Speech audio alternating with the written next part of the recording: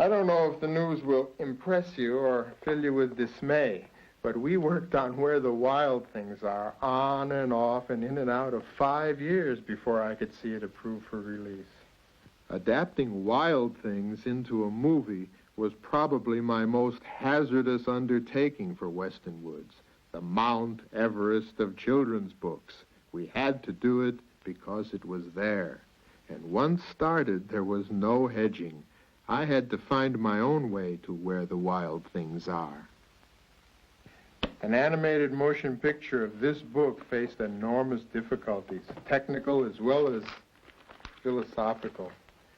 Maurice wanted the film to go beyond the book, a tall order.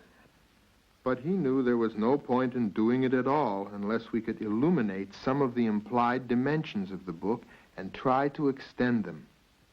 He too came to Prague, and we had some long walking talks through old corners of the town.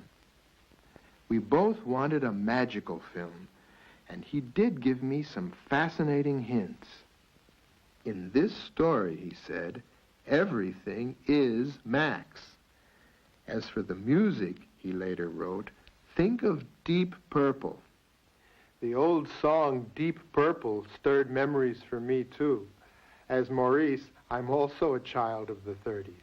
I began to see the root of a musical and sound device to evoke the distance between Max and his parents, who were unseen in the book. After all, why is Max making mischief of one kind and another? To attract the attention of his parents. But where are they? Probably in the next room having a party or watching TV, but not being with Max. So I came to the idea of this muffled, sweet 30s music. The applause, the canned laughter, the comedian's joke, and so on. I decided that this very music, which represents the distance between Max and his parents, would become increasingly distorted with Max's growing rage and his journey into fantasy. Along the same line, I wanted all of the sound effects to be within Max's home experience. So to create the Wild Things dance rhythm, I restricted myself to domestic sounds which might express Max's feeling of isolation and which might suggest parents being too busy for Max.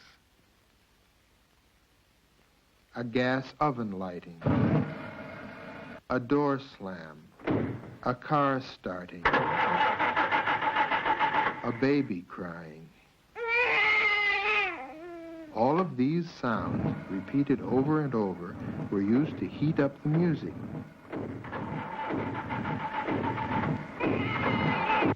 Which I distorted simply by spinning the record by hand and letting it reverberate from one tape recorder to another.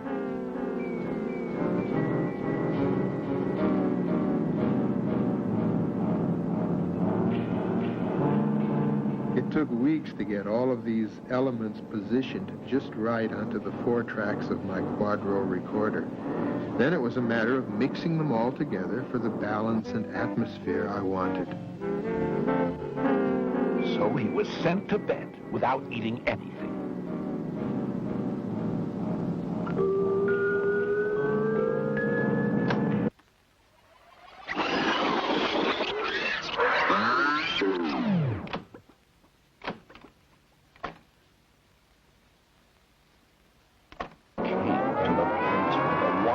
Things are. They roared a terrible roar.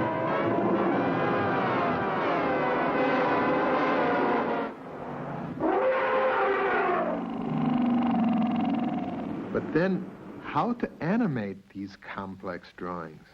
In the traditional processes of cartoon film animation, such characters as these would first have to be simplified to sterile line and flat color. It would have certainly been the easy way for us, too, but it wouldn't have been Sendak. A new technique developed especially for this film by one of the studio artists, Rudolf Holland, made it possible to use the book's original rendering style directly onto our animation cells. It was basically painting of a white latex base in the shape of each animating figure. When this dried, a paper-like surface resulted, onto which we could paint and draw with pencil, fine pen lines, and even watercolor.